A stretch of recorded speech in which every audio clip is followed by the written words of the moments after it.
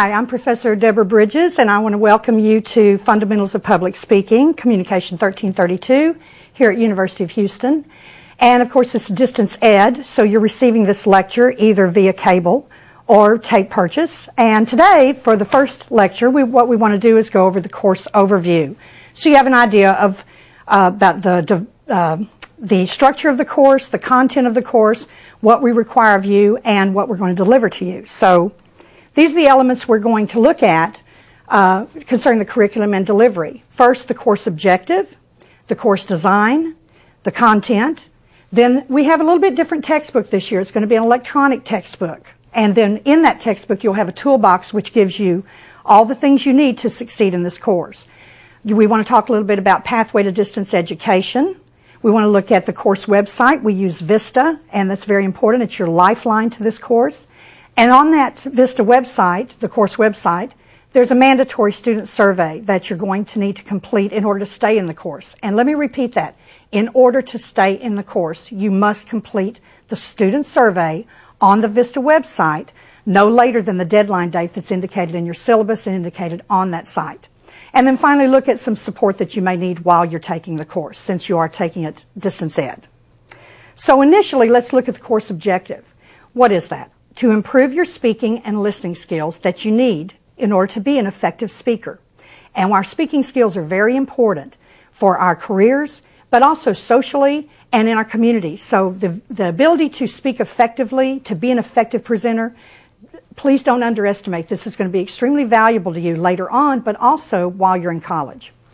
Second part of the objective is that you will take responsibility for developing and presenting your speeches, and then critiquing other speakers. By critiquing other speakers, we learn what was effective to us as a listener, what's effective that we can incorporate, what was ineffective so we can eliminate that when it's our turn to speak. Moving to the course design. You registered for both a lecture and a lab in this course, but we're going to treat that as one thing. So think of it as all-inclusive lecture and lab. Your lectures are going to be delivered, as I said, as you're watching them now, either cable if you live on campus or tape purchase. You're responsible to keep up with the broadcast schedule and watch the lectures in advance of any due dates for speeches or other assignments.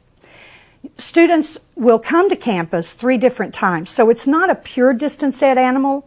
You are required to come down so we can have speaking opportunities for you in front of live audience, because that's how we learn the best, is in practicing speaking in front of a live audience. And then one final time you'll come down for your comprehensive exam.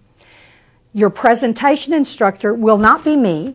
You will have one assigned for your particular branch, and we'll talk about branches in a moment. It's your particular class meeting day when you will come down and give those speeches.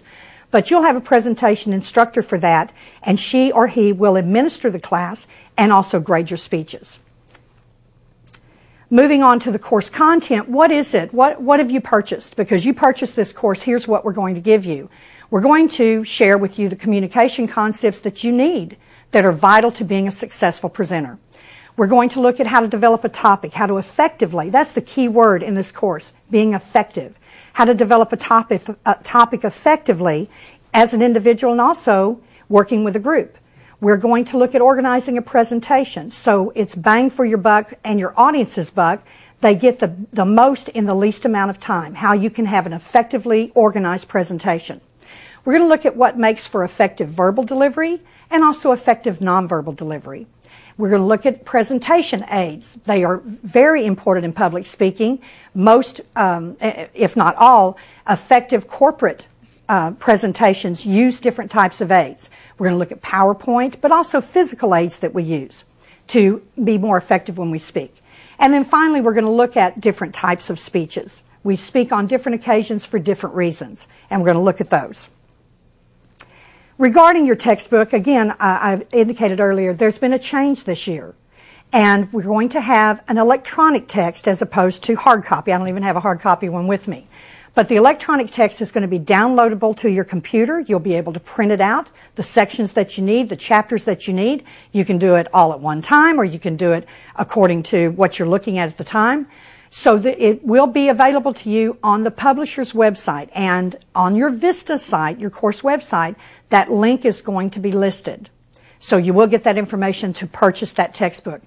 Let me take this opportunity to say that my lectures are support for that textbook. My lectures are not a substitute for that.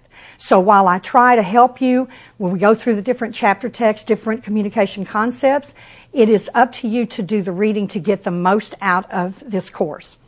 Your toolbox that I refer to is inside that custom textbook, that electronic textbook.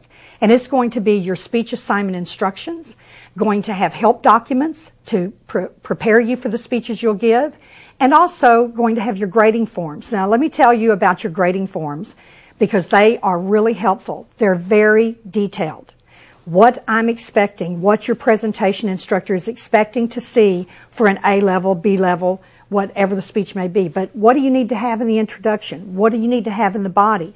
What kind of delivery is effective? What kind of delivery is going to cost you points? So get those grade sheets as you're preparing for each of the speeches in this course and use them by including what you know is going to be favorable and eliminating what won't be. So those are the things in your toolbox, and again, they're part of your electronic textbook. All right, you're receiving this course via Distance Ed, but some of you may not have gone onto the Distance Ed website, thinking, oh, I know how it works, I can do that. But this is a 1,000-level course, and all 1,000-level courses require that you take the pathway to Distance Ed. It is linked to the website, to the UH Distance Ed website, which is http://distance.uh.edu. And again, this is required. We can't assure your success in the course if you don't use the tools that we have made available for you, and this is the first one. Speaking of the course website, which I wasn't, but now I am, that Vista is required, and so you'll need to get your account set up. So, and when you register for the course, you were dumped into the website, so your name's there, but you'll have to do your part to hook up to that. And Vista is necessary. It's our only way to communicate with you. It contains that mandatory student survey / audience analysis, and when I go to the lectures on the next tape, you'll understand what I'm talking about on the audience analysis. But again, you need to complete that survey no later than the deadline date that's indicated in your syllabus and on the Vista site, or it's necessary for us to drop you from the course. We have to have that information in order to put you into branches, in order to frame the rest of our participation with you in the speeches and throughout the semester. So mandatory student survey, I can't stress it enough, and I cannot tell you how many times students lose the opportunity of completing the course because they failed to complete the survey. Finally, delivery of your branch assignments, what day of the week you'll come down to campus to give those 3 speeches, and your room assignments, where you're going to go, will be posted on Vista together with any advisories, directives from your instructors. So you want to be diligent about checking that website. You want to be diligent about using Vista and the tools on there. A lot of things that you'll need for the course are going to be located there. Support, well, let's talk about that for a minute, because we get into the semester and oops, got problems, oops, got questions, oops, I don't know what to do.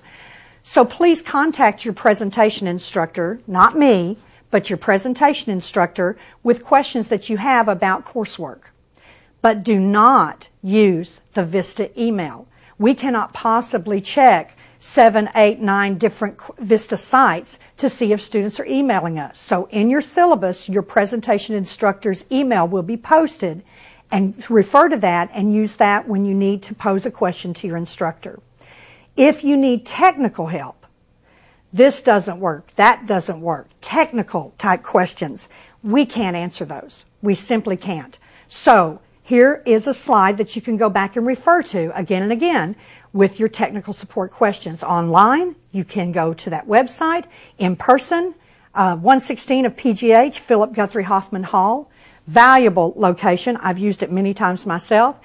You can call, so there's your phone number, or you can email. All of these ways, but make sure that you include, and this may be hard to read on this slide, include your name. Sometimes students forget and they have an email address like skinnyhoney@hotmail.com. It doesn't really help us. So we need your name, your course number, the name of the course, who your instructor is, and then describe the problem that you're having, and you'll get some help. Finally, I want to talk about your syllabus, and it is posted on Vista. You may already have gotten it from the DE website, but it is linked for you in both places. Please review it thoroughly. When you see it, it's about 7 pages because I include a lot of extra information. A help sheet for WebCT, for instance, the broadcast schedule for cable, students who receive these lectures via cable, the suggested schedule of watching the tapes so you can be adequately prepared. And when you read through that syllabus, please do so before you ask your presentation instructor any questions, because chances are that's going to be answered. I believe we're also developing a fact sheet this year, and that's going to be on the Vista website, and that should be very helpful also, answering a lot of common questions that students may have. But the final thing, when you read, and very important, when you read through that syllabus, make a commitment to its terms, to our attendance policies. If you only come down here 3 times, we cannot excuse absences regardless of the reason. 2 of the 3 speeches that you'll do are in collaboration with other students. What will we do with the other students who have shown up, who have made their preparation and are depending on you for their success? So attendance policies are important in this course. Participation is important. And then the stated requirements that are throughout the syllabus. Make sure you read through those and understand, here's what's required for each speech I'll give, here's what's required of me. And we're going to deliver what we've promised to you that we covered earlier in the course content and the way we are delivering. If you have any problems, we're here to help you. So, we want to get started. This concludes our course overview. We're going to begin with our next lecture, and that will be covering chapters 1, 2, and 3 in your electronic textbook. Be talking about listening, how important that is, adapting to our audience, and then starting to get ready for your first speech. So welcome, and let's get started.